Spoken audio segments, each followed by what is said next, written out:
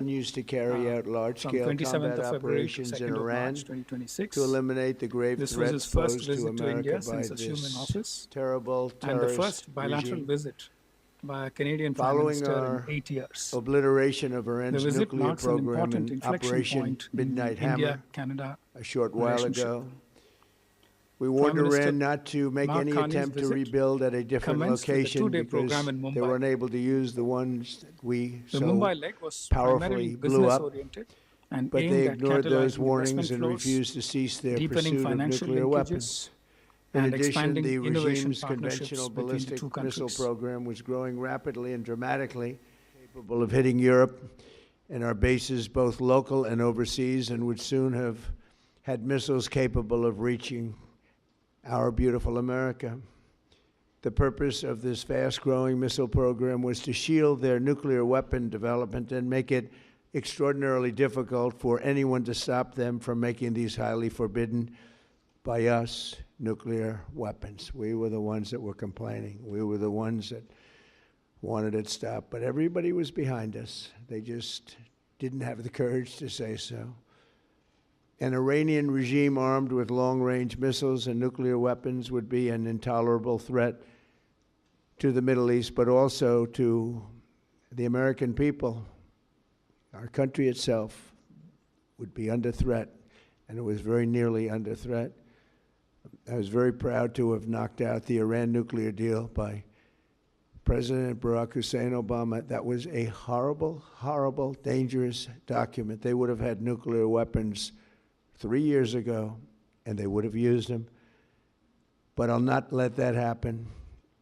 For almost 47 years, this regime has been attacking the United States and killing Americans. Every time you see someone with missing arms and legs or a face that's been absolutely shattered violently, it was almost certainly caused by an Iran roadside bomb. They were put there by General Soleimani, who was the father of the roadside bomb. Very proudly, he thought, but I terminated him in my first term.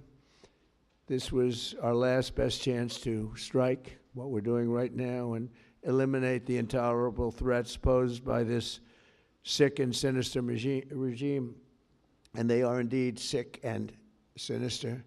Our objectives are clear. First, we're destroying Iran's missile capabilities, and you see that happening on an hourly basis, and their capacity to produce brand new ones, and pretty good ones they make. Second, we're annihilating their navy. We've knocked out already 10 ships.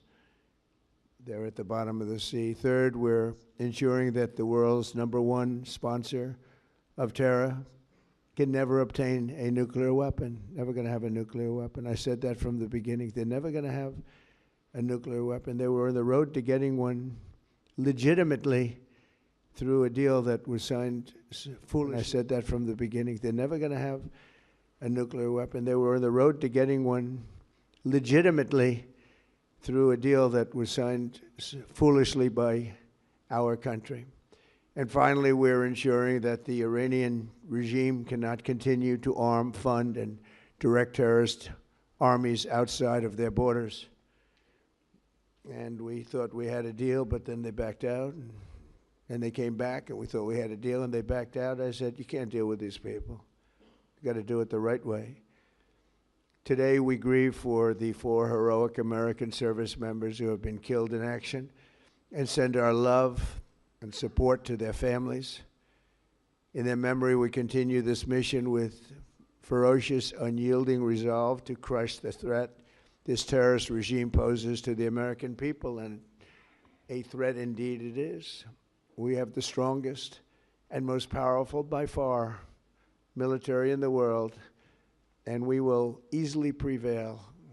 We're already substantially ahead of our time projections, but whatever the time is, it's okay. Whatever it takes, we will always, and we have right from the beginning, we projected 4 to 5 weeks, but we have capability to go far longer than that. We'll do it, whatever Somebody said today, they said, oh, well, if the president wants to do it really quickly. After that, he'll get bored. I don't get bored.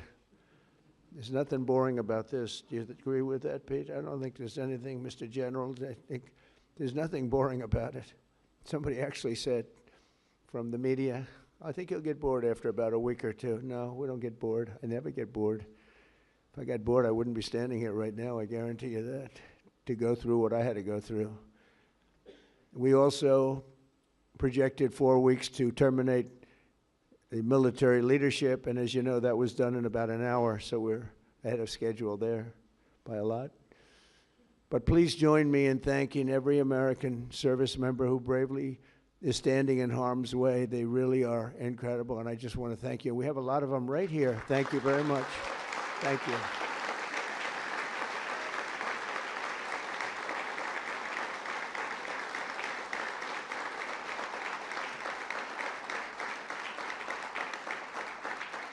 Thank you, everybody. We have a lot of great service members here with us, too, in this beautiful building. Isn't it beautiful? We're adding on to the building a little bit. We're improving the building. See that nice drape? When that comes down, right now you see a very, very deep hole. But in about a year and a half from now, you're going to see a very, very beautiful building. And there's your entrance to it right there. In fact, it looks so nice, I think I'll save money on the doors, because it can't get more beautiful than that. I picked those drapes in my first term. I always like gold, but I think we can save a lot of money. I just saved curtains. But, and it'll be spectacular. It'll be the most beautiful ballroom. I believe it because I built many a ballroom. I believe it's going to be the most beautiful ballroom anywhere in the world. And when you hear all that hammering out there, you know why the First Lady is not thrilled exactly.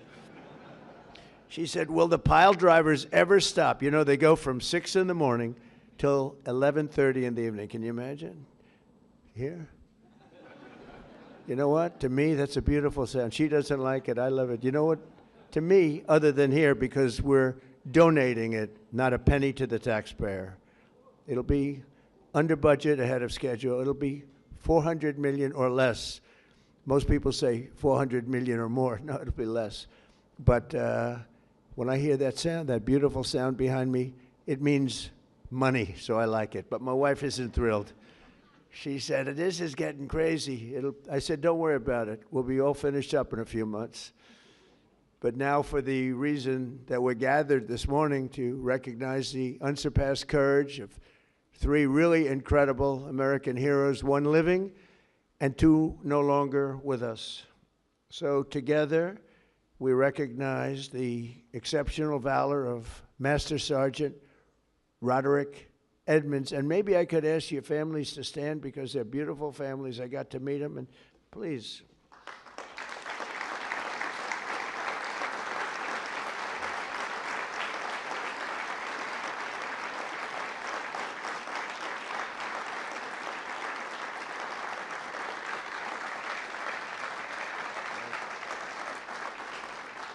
So Staff Sergeant Michael Ollis and Command Sergeant Major Terry Richardson, as they receive our nation's highest military award, the Congressional Medal of Honor. And we're pleased to be joined by Secretary of War Pete Hegseth. He's busy, very busy guy. In fact, I said, if you want, Pete, you can avoid it. General Raisin Kane also, and they said, we don't avoid this one. This is one you wouldn't avoid for anything, right? So we appreciate that you're here. Secretary of Veterans Affairs, who's doing an incredible job, Veterans Affairs, Doug Collins. Doug, thank you. You stand up, Doug. You're doing such a good job. 92% approval rating. Chairman of the Joint Chiefs of Staff, General Dan Kane, who's known as Raisin Kane. I liked him when I heard that name, Raisin Kane. I said, if it's true, you're my guy.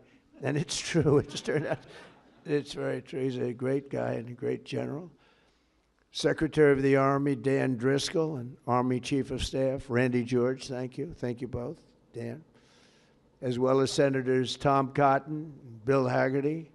You guys were great on television this weekend. I'll tell you what, can't have a better representative than both of you. Thank you very much. And Representatives Tim Burchett, Jack Bergman, and Nicole Maliatakis, and we have a few others sitting here, but I'm not going to go through it because we have far more important people to honor today. Oh, we have Tom Homan. I got to at least mention Tom Homan.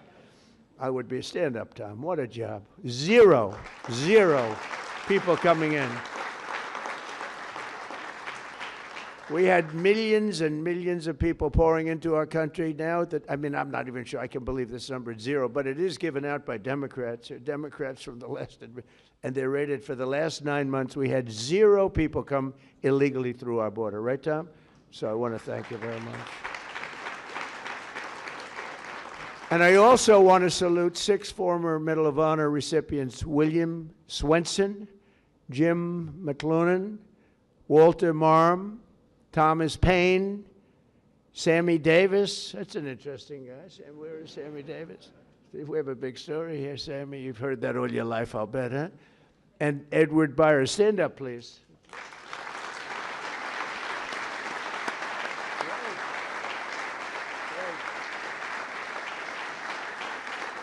You all look good. We all look good.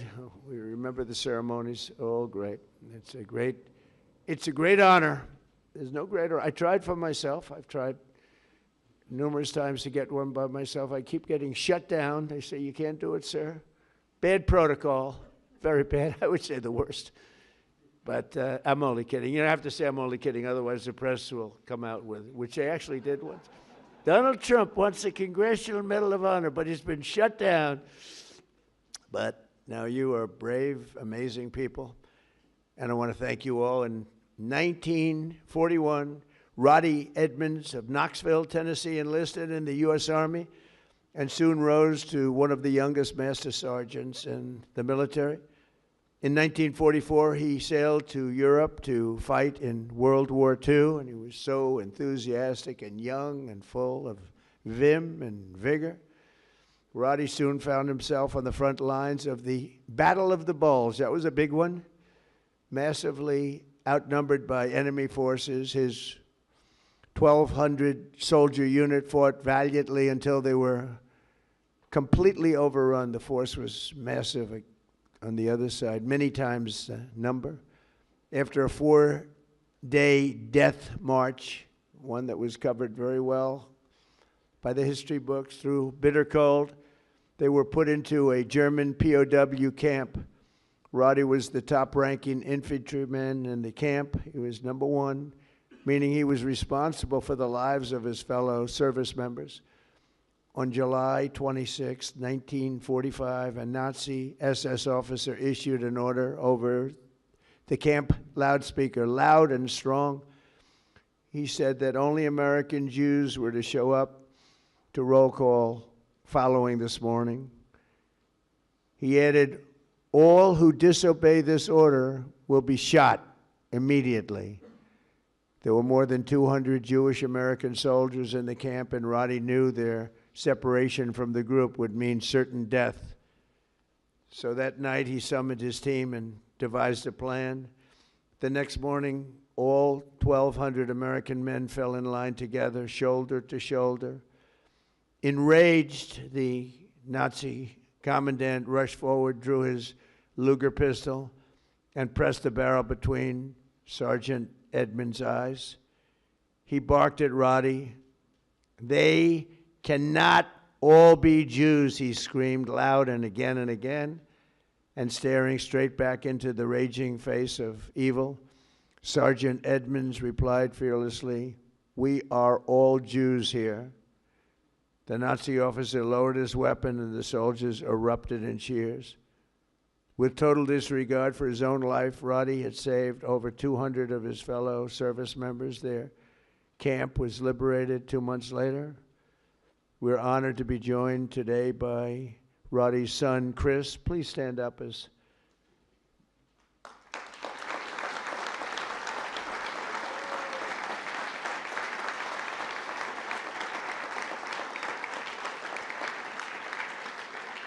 Thank you, Chris.